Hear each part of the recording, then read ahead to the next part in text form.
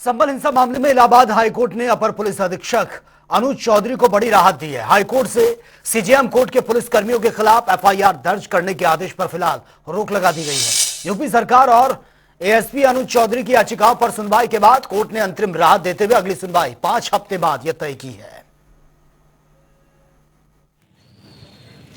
संबल हिंसा मामले को लेकर जहां उस समय सीओ अनुज चौधरी और एसएचओ अनुज तोमर समेत 12 पुलिस कर्मियों पर सीजीएम कोर्ट के आदेश पर एफआईआर दर्ज करने के आदेश दिए गए थे, जिसके खिलाफ अनुज चौधरी, अनुज तोमर समेत सरकार ने हाईकोर्ट में एक याचिका दाखिल की थी, जिस पर आज उन्हें राहत मिली। फिलहाल उनके हमारे साथ अधिवक्ता हैं, वरिष्ठ अधिवक्ता आशुतोष संत जी। सर, ये जो अनुज चौधरी के खिलाफ एफआईआर दर्ज होनी थी दोनों के खिलाफ और कोर्ट में इन्होंने रुख किया था, क्या कुछ राहत मिली? किसकी कोर्ट में सुनवाई हुई है?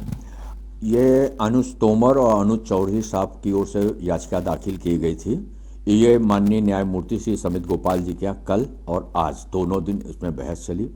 इसमें हम लोगों ने याचिका के द्वारा 9 जनवरी का जो आदेश था उसको इस आधार के ऊपर आपास करने की बात करी कि वो दोनों ने जो भी कार्य किया वह अपने ऑफिशियल ड्यूटी के डिस्चार्ज कर्तव्यों का पालन करते हुए किया और नवीन जो संहिता आई है उसके अंतर्गत तो कोई भी आदेश पारित करने से पहले चीफ जुडिशियल मजिस्ट्रेट या मजिस्ट्रेट को उस सरकारी कर्मचारी से उसका पक्ष जानना अनिवार्य है, जो कि उनको एक प्रोटेक्शन, एक प्रकार से विधायी रूप से प्रोटेक्शन दिया गया है कि जिससे कि वो खुलकर सरकारी अपने दायित्वों की पूर्ति कर सके। उसका अनुपालन नहीं किया।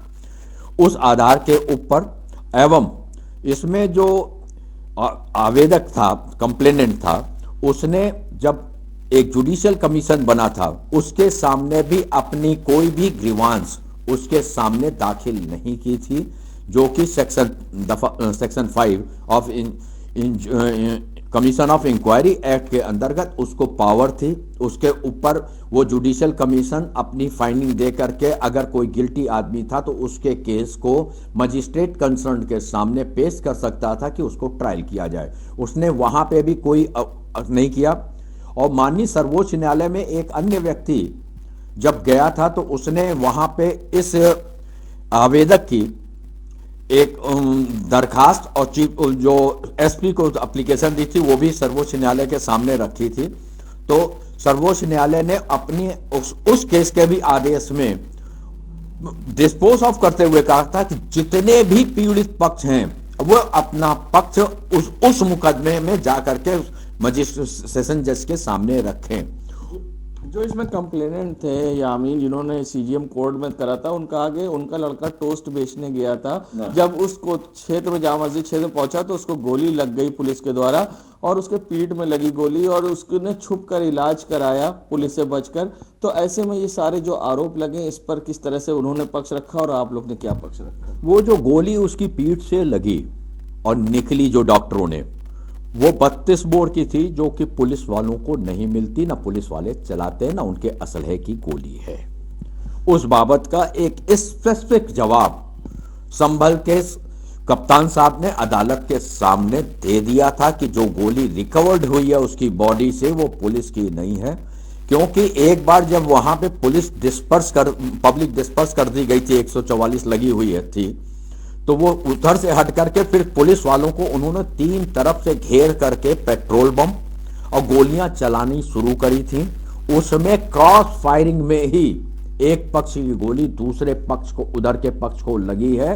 वो ये गोली वही है कि उसी झगड़े के अंदर पुलिस के बहुत असलहे भी लूटे गए थे, जो बाद में। और कोर्ट में जब इस पर पूरी बहस हुई है तो कोर्ट ने अब क्या आदेश पारित किया? कोर्ट ने अभी इनफैक्ट दोनों पक्षों को सुनने के बाद उधर के पक्ष से कहा कि आपको इनकी जितनी मैंने जितने भी आधार लिए हैं उस पे आपको जो भी कुछ कहना है आप उसको अपने एफिडेविट के माध्यम से कहें, उसका जवाब ये देंगे, उसके बाद मैं गुण दोष के आधार पर निर्धारित करूंगा। तब तक के लिए उन्होंने उसकी आदेश की कार्रवाई रोक दी है। तो दोनों लोगों से जवाब मांगा है कोर्ट ने? जी, दोनों पक्षों से जवाब मांगा है। तो देखिए, कोर्ट ने अभी फिलहाल इस पर अगली तारीख तय करी है और अभी जो कोर्ट के इस पर आदेश है उस पर रोक लगा दी गई है निचली अदालत के, और साथ ही दोनों पक्ष के अधिवक्ताओं से एफिडेविट के माध्यम से उनसे जवाब दाखिल करने के लिए कहा है। वीडियो जर्नलिस्ट सामू कुशवाहा के संग सैयद मोहम्मद आमिर, प्रयागराज। तो फिलहाल इस बुलेटिन में मेरे साथ इतना ही, लेकिन तमाम खबरों के लिए आप बने रहिए जनता टीवी के साथ। नमस्कार।